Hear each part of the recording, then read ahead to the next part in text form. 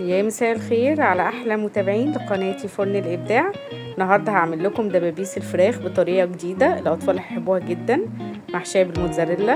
زي ما انتم شايفينها، شايفين المطه والجمال. هي كانت سخنه جدا، مش قادره امسكها من السخونيه، بس حلوه قوي قوي. يلا بينا على طول على الطريقه والمقادير.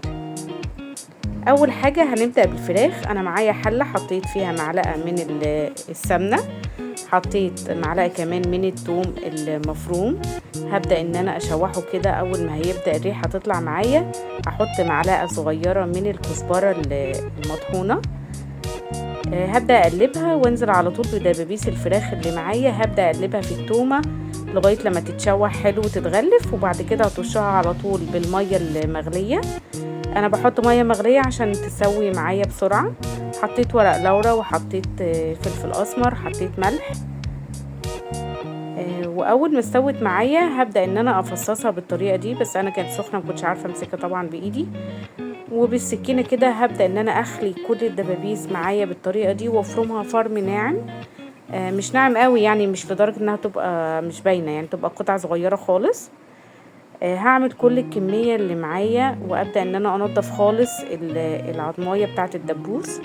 وعضمية الدبوس دي هنحتاجها طبعا، هي اللي هنعمل فيها.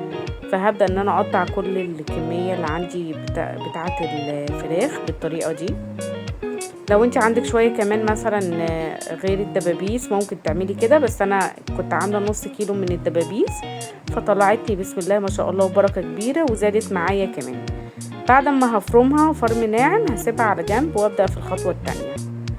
هجيب راسين من البطاطس، مش اكتر من كده، يعني النص كيلو خدت راسين متوسطين من البطاطس لان انا مش عايزة بطاطس كتير. هحطها في مية واحط عليها شوية من الملح وهبدأ ان انا اسلقها سلق كامل. واول ما هتبرد معايا هسيبها عشان احطها على الخليط. في المرحلة دي انا ضفتها للفراخ اللي انا فرمتها. لو وصلتي معايا لغاية المرحلة دي ما تنسوش تعملوا لايك وسبسكرايب واي كومنت جميل منكم، ده بيشجعني عشان اكمل.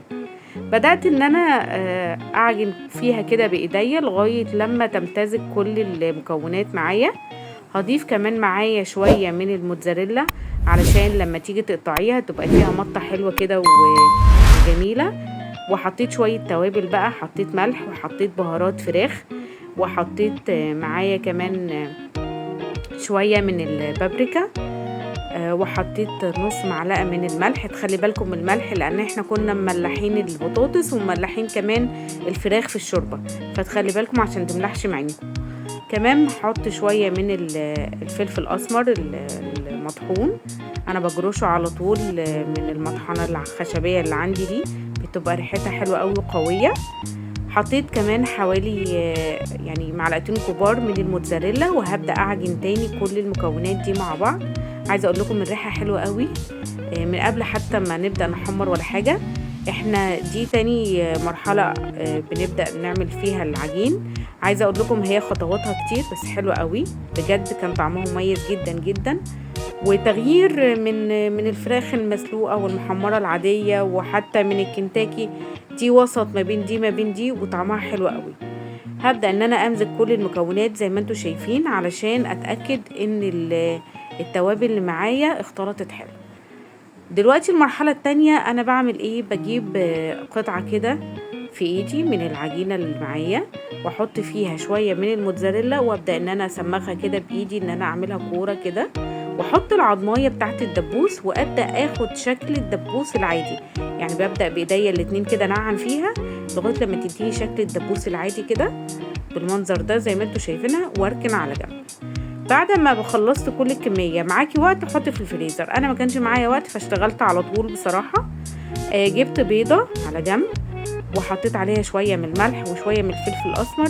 لو عندك شويه من اللبن حطي، بس انا ما كانش عندي فانا اشتغلت بالبيض بس، يعني عادي براحتك. لو عايزه تكتري الكميه حطي معلقتين من اللبن.